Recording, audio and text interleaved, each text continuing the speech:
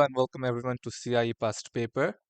So today I will be solving from the May-June 2023 series. And before I begin, I just want to show you the grade threshold for this paper. So as you can see, A was at 23 and B was at 20.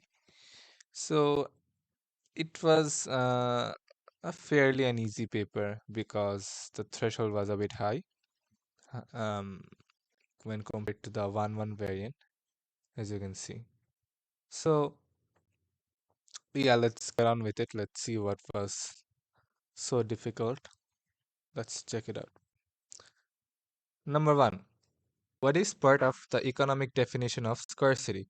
So scarcity occurs when a consumer is wanting something, but that individual consumer is not able to satisfy their wants because there isn't enough resources to satisfy his wants, and it means that there's going to be unlimited ones. So D is the correct option. Unlimited ones is simply scarcity. In simple terms, scarcity is just unlimited ones. Number two, a country's production possibility curve moved from PPC1 to PPC2.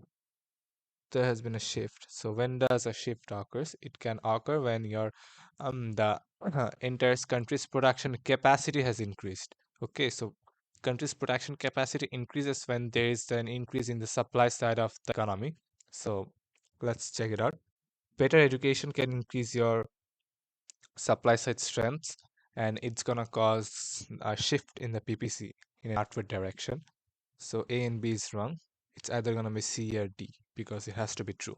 Then higher investment would also be causing the PPC to shift outwards because it's also going to help to elevate your supply. So again, it has to be true. A and C are wrong. And so it only leaves us with option D. So D is the correct option. Number three, a government spends 100 million on subsidizing wind farm construction instead of spending it on an increase in healthcare. Which economic concept does this spending illustrate? So what this is telling us that as the government is spending on subsidizing the wind farm, it is unable to subsidize the healthcare sector. So this leaves us with the economic concept of opportunity cost, which is the next best alternative that is forgone.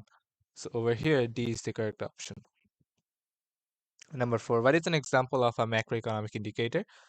So macroeconomics deals with the broader perspective. It deals with the entire economy. So agriculture prices is actually short-sighted. Okay, I'm gonna frame it that way. It does not deal with the entire economy. It is just dealing with the agricultural sector of the economy. It's just a part of the economy. It's not the entire economy. So A is not option. Is not the correct option. Average earnings in the secondary sector. It is also only dealing with the secondary sector. So this is also not true because there are other sectors as well, the primary and the tertiary. And then the real gross domestic product, right? The real GDP. So GDP is the monetary value of the entire economy's um, production capacity, right? Entire economy's value. It's expressed in terms of GDP. So C is the correct option because it is talking about the entire economy. Number five, good X is demanded in two areas, Y and Z. The table shows the amount of X demanded in these areas. So as you can see, for when the amount is $5, the quantity demanded is 1,000 in area Y and 200 in area Z. And as price is increasing, the quantity demand is falling according to the law of demand. Now, if you look over here, carefully look over here, when the price has gone to $25, what's happened is that the consumers in area Y are still buying 200 units, but the consumers in area Z, they are not buying any units. They are not demanding it at all. So what it leaves us with is that consumers in area Y are more willing and able to consume because they are demanding even when the price has increased 5 times, right? So if you take a look at the options, consumers in area Y are more willing and able than consumers in area Z to buy good X, which is absolutely true because when the price has increased 5 times, the people in areas that are not able and they are not willing to good buy good X. So A is the correct option.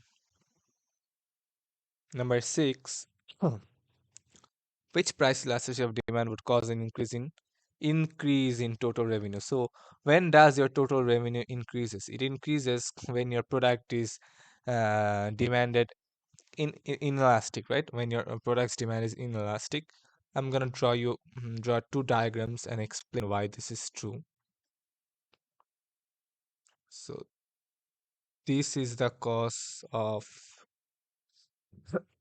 elastic demand. Price PQ, this was your initial revenue, and when price increased to P1 over here, what happened is your total revenue has decreased. See, the area has decreased, the area of the rectangle. And now take a look at this graph over here. Again, this was your initial price, PQ, and this is P1, Q1. Your price has increased, your total area has increased. See, the area of the rectangle, it has increased. So your total revenue has increased, right? So the option is C, relatively inelastic. If your goods demand is inelastic, then of course, with rising prices, you're gonna see an increase in your total revenue. Number 7, the diagram shows the supply curve for coffee. The prices of coffee increases from P1 to P2, so there has been an increase in price. So how would this benefit firms in the coffee industry? See, it's a benefit for the firms. Higher price gives firms the ability to increase profits. This is true. This is true because when you are charging higher prices, of course you're gonna have a higher margin of profit. We're gonna have a higher chance to make more profit. So obviously it's gonna be answer A. The, it was pretty straightforward and easy one. Number 8. What might be an external benefit of an increase in the number of university graduates in an economy? So the question over here is asking about an external benefit. So you have to understand that it's talking about the social benefit. It's not asking about the private benefit. It's not asking about the private benefit. Keep that in mind. An increase in revenue for the universities from fee-paying students. It's a private benefit for the universities, not a social benefit. An increase in tax revenue for a more productive labor force. See, this is a social benefit because the government is actually engaging, no, it's actually earning more revenue because the labor force has just become more productive, right? So B is the correct option. The price of a good increases. What would cause this? The cost of raw materials falls. No. If the cost of raw materials had increased, then it would increase the price of the good. Number C, the price of a complement rises. This has nothing to do with the price. If the price of a complement rises, then what would happen to the other good? The other goods demand is gonna be fall, so your price would also fall. The price will not increase. Similarly, the price of a substitute falls. It has nothing to do with the price of your actual goods. So, if you take a look at option B, the incomes of consumer rises. What happens when your income rise? You're gonna have more disposable income, right? You have more disposable income and you are gonna spend the income, so your consumption is gonna increase. Your consumption's gonna increase. So as a result, your aggregate demands is gonna increase. So what that's gonna cause is that it's gonna put a strain on your aggregate supply, and if your economy is unable to supply in the correct amount, then you're gonna have a situation where there is demand pull inflation, right? Demand pull inflation, and in times of inflation, the price of goods rise, right? So B is the correct option. Number 10, imposing a maximum price for a good is an example of which type of government policy? Fiscal, no. Monetary, no, because both of these policies are the government's demand side policies, and one deals with the taxation and government spending while the other deals with your interest rate. And this is also not a supply side policies, rather it's a regulatory measure that government often um, imposes when it feels that the consumers are being exploited by firms, right? So, in order to protect the interest of the consumers, what governments often do is that they set up a price limit, a price ceiling. We often call it a price ceiling that the firms cannot charge beyond this price. So it's a regulatory measure. So number C is going to be the option. Savers suffer as inflation rises to 4.4%. Which function of money is most involved in this statement? See, you are a saver and you are suffering from inflation. So it has nothing to do with means of deferred payments nor medium of exchange. So you can just cross out both of them. Store of value, right? This is important. This is important. So what do you mean by store of value? What is it actually? Store of value um is you can think of it as the real value of money, right? As you're storing the money, what's gonna happen? What's gonna be the actual value of money? For example, if I save some money in bank today, what is gonna be worth after 10 years? Will it be same as it is today, or will it be more, or will it be less? So it depends upon your external influences in an economy. So right now it's suffering from inflation, right? So the inflation has increased from by 4.4%. So of course it deals with the store of value.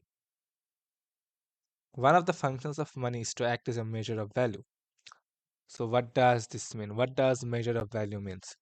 Measure of value means that you can actually compare some goods against each other, right? You can compare different goods with each other. So that is what you actually mean by the measure of value. So option A, money allows people to borrow and lend. Yes, it is true, but it does not coincide with the function of acting as a measure of value. So A is not correct. Again, B is also not correct. Same logic. Money allows people to save their surplus income. True, but it has nothing to do with the measure of value. Money is used to buy goods and services. Again, this is not true. Number D, money is used to compare the worth of different goods and services, as I've said earlier. So number 13, which trade union activity will be beneficial for firms? So in this question, you have to think from the perspective of a firm. You're a firm and you're thinking for your interest. Ballooning for industrial action to prevent redundancies. This is not at all gonna help you. In fact, it's gonna cause you to incur more cost because your workers who you are paying are actually going out on strike or going out on industrial action. Campaigning to raise wages, your cost of production is going to increase. So how does that benefit? It is not true. It's not going to benefit you. Instructing workers to strike over a safety dispute. So if you are instructing your workers to strike, how would it be beneficial for a firm? You are losing out on labor productivity, right? It's going to incur your cost. This is also not true. Providing training which raises productivity. So D is the correct option because your productivity is rising, you are able to cut costs, your efficiency is increasing. So this is actually good for you. What is not a variable cost of production? So what is a variable cost? A variable cost is something that varies with output, right? So cost of fuel is going to vary with outputs, same with raw materials. So these are not true. Extra pay for working additional hours is going to vary with output, right? But the question is asking what is not a variable cost. So it is talking about fixed cost. The rent of office, it is fixed. No matter how much you produce. If you produce 1 unit, you're going to have to pay rent. If you produce 100,000 units, you're still going to have to pay the same rent. So D is the correct option. Number 15 is talking about what is the definition of a firm's revenue.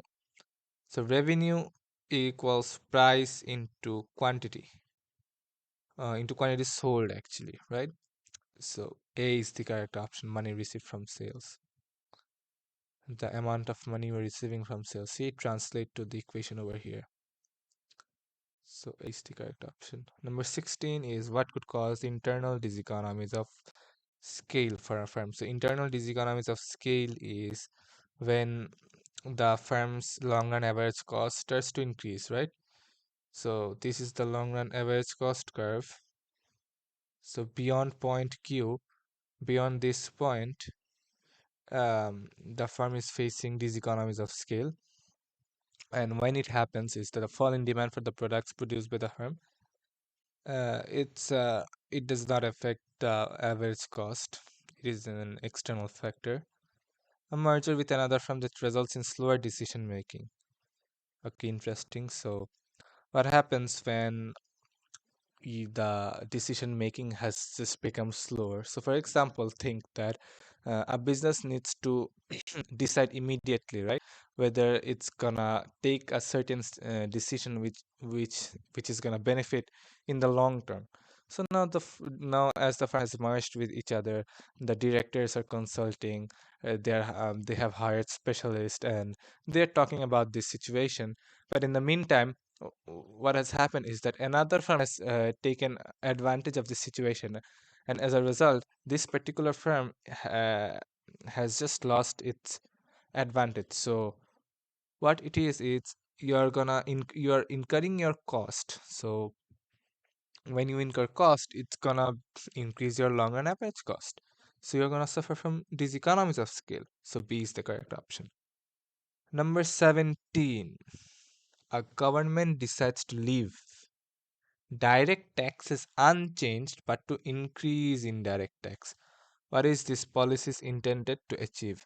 So let's talk for a few seconds over here. When a government only decides to increase indirect tax, it means that government wants to wants you to reduce the consumption of certain products, right?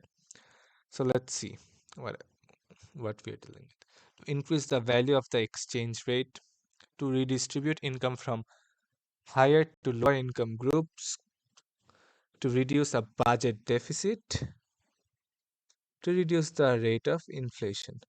Okay, now if you increase your direct taxes, it's gonna have a lot of impact. You're gonna have a lot of conflicting macroeconomic objectives. For example, if you increase your direct taxes, your unemployment rate might increase. Your economic growth may be stalled. But let's say a government wants to reduce a budget deficit, and the government has decided to increase the indirect tax. Yes, of course, it's going to have some effect, but these are not going to be as severe as increasing the direct tax rate. So there will be less conflict, and at the same time, government will also earn more revenues. So C is the most logical option. And D is not true because to reduce the rate of inflation, you're going to have to also increase the direct tax. So why would you just leave the direct taxes unchanged as it is and increase the indirect tax? It does not make any sense. So D is not the correct option, in case if you're wondering. Number 18. What is most likely reason to increase government subsidies? So government is trying to increase the subsidies. So what is the most logical reason? Let's look at the options. To decrease consumption of a merit good. Why would a government want to decrease the consumption of a merit good? It's gonna increase your social benefits. So this is good for the society. So this is not true. Number B. To increase consumption of a merit good. Yes, exactly the point I was talking about. Government always subsidizes merit goods. Remember that. Number 19. Which people are most likely to gain at a time of inflation? So, what happens in times of inflation? Tell me. What happens is that the monetary value actually falls. The value of money falls. So, companies who sell abroad, this has nothing to do with inflation. Foreign tourists visiting the country again. Those living on their savings. Now, the savers are gonna be actually losing out because we had a question previously that was kind of similar. So as you are suffering from inflation, your monetary value is falling. So if you're saving up amounts, you are gonna be left with less real value, right?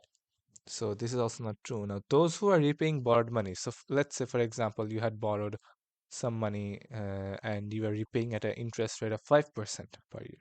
And now, as a result of inflation, what happens is that the monetary value has fallen by 7%, right? So what happens is you are not actually paying the entire 7% back, rather you are just paying the agreed interest, which was 5%. So you are actually gaining 2% in terms of in real terms. So D is the correct option. Number 20. The government of country Z announces an increase in spending on workplace training. So the government is going to increase in spending on workplace training. So this is a supply side policy. Okay. What is the effect of this supply side policy is likely to be? A decrease in country Z's employment rate? No, the government is spending on workplace training, right? The people are already employed, so this will not have any effect in the employment.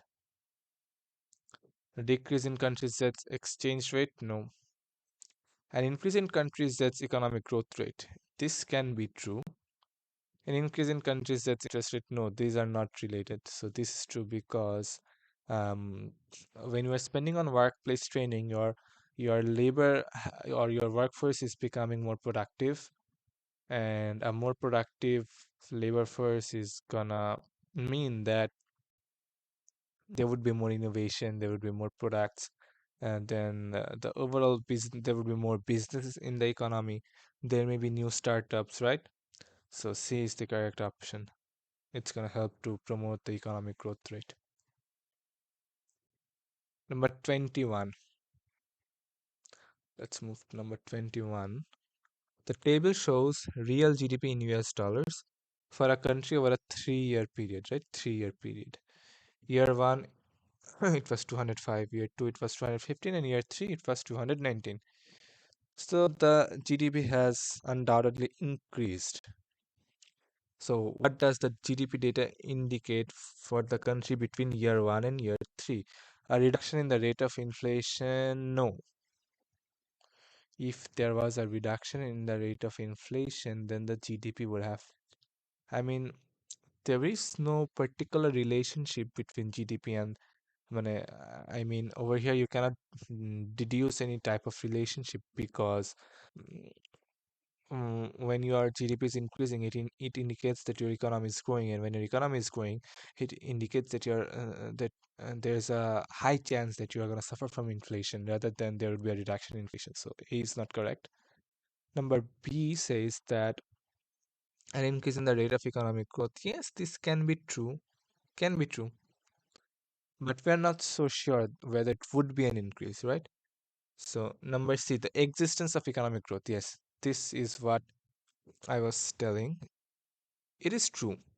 There is economic growth taking place. You have to admit it, but you cannot be sure that it would be an increase in the rate of economic growth. So B is not the correct option, and D, the existence of economic growth per capita. This is also not true because there isn't sufficient data to come to this sort of conclusion. So C is the correct option.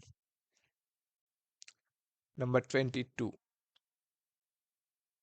What is a likely consequence of a falling level of unemployment?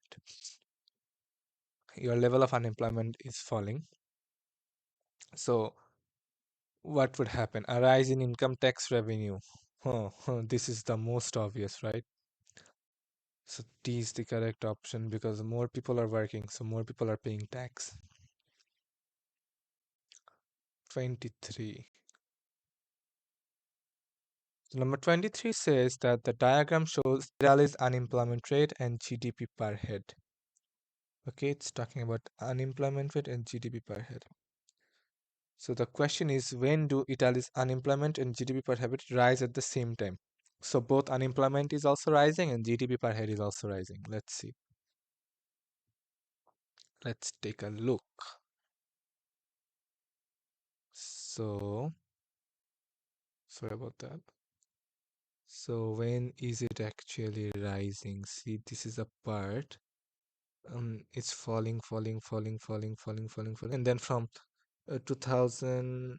5 and 10, so 7, right? You can consider it as 7. So from 2007 onwards, it's rising. Then it's falling again, but then it's still rising. It's still rising, so it's rising. Okay. Now what about this one? It's rising. It's rising from 2000s, right? But we won't consider anything before 2005 because in terms of unemployment rate, it was falling, not rising. So beyond this point, it's wrong. And if, as you can see, after this period, the unemployment rate has started, sorry, the GDP part has started to fall, right? So this part is also not true. So let's take a look at our options. 2000 to 2001, wrong. 2007 and 8, yes. See, during this part, there has been an increase again from 7 and 8 per 8. If you can recall, it's rising, right? This this is the correct option because from 2009 and 10 over here, it's falling, right? It's falling. See, it is falling, and from 2014, 15, it's falling. Wrong. So B is the correct option. Number 24. During a recession, many people in a city become unemployed and their incomes fall. Some people can no longer pay the rent on their houses or buy the food they need. What is the effect of the recession in the city? So poverty is going to increase, no doubt about that, okay? So absolute poverty is going to increase, relative poverty is also going to increase. Both type of poverty is going to increase. A is the correct option. 25. The Peruvian government set itself the target of reducing the number of its population in poverty, right? It's trying to reduce the poverty. So let's see what the government has done. What change does not indicate that the Peruvian government had made progress towards this target? So which change does not indicate, okay? A rise in employment. It indicates that the government was successful, so wrong.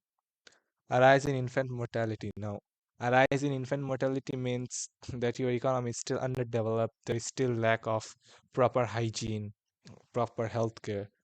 So this may be a possible option. Rise in life expectancy, wrong, because you're getting better healthcare, and this happens when your poverty level is low.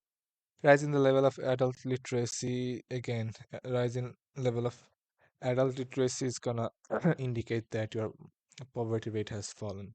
So B is the correct option. Number 26. What is not a reason for the decline in manufacturing industries in developed economies in recent years? See, again, it is what is not. Emphasize on the not. The growth of newly industrialized competitor countries. So this is a reason. So this is not the correct option because this is actually a reason. Invention of automated production methods. This is actually not a reason for your manufacturing industries to decline. Rather, the manufacturing industry should thrive because there has been automated production. So B is the correct option. Number 27. The table shows a country's exports and imports. What was the country's balance of trade in goods and services? So goods and services, right? So I have to take into account both. Exports of goods 200, exports of services 35. So I'm gonna add 235. Then imports of goods 190 and imports of services 38. 190, 38 plus it's gonna be 228. So what was the country's balance of trade in goods? So it would be 235 minus 228. So there's gonna be a surplus, and the surplus would be of 7 million, right? C is the correct option. 28. Country X exports steel to country Y at a price below its cost of production. So the country X is exporting below the cost of production. This has led to a fall in the demand for steel produced in country Y. So this is dumping, right? It's called dumping. Sorry, dumping. Okay. What is a method of trade protection that country Y could use? Apply an anti-dumping tariffs is the correct option. What would increase the demand for a country's currency on foreign exchange market? So your country's currency's demand's gonna increase when your export has increased, when there is a demand for your export, right? So decrease in its inward investment, no.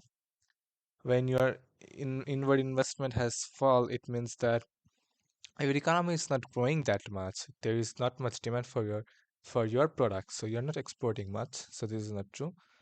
Decrease in its rate of interest, yeah, no, this is not true because there's gonna be hot money outflow from your economy. So your exchange rate's gonna fall.